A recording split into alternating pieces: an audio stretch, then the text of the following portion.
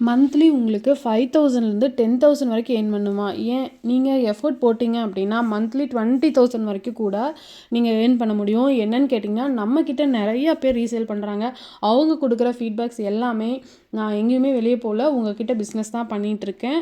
அப்படியே வந்து நான் ரீசெல்லிங் பண்ணுறேன். நீங்கள் சொல்லிக் கொடுத்த மாதிரியே தான் நானும் வந்து ஸ்டேட்டஸ் போட்டு மார்க்கெட்டிங் பண்ணி இந்த ப்ராடக்ட் எல்லாமே சேல் பண்ணுறேன். எனக்கு ஒரு 6,000 நான் வந்து இந்த வீக் வந்து ஏர்ன் பண்ணேன். என்னோட செலவுகளை நானே பார்த்துக்கிறேன் அப்படின்னு சொல்கிறாங்க.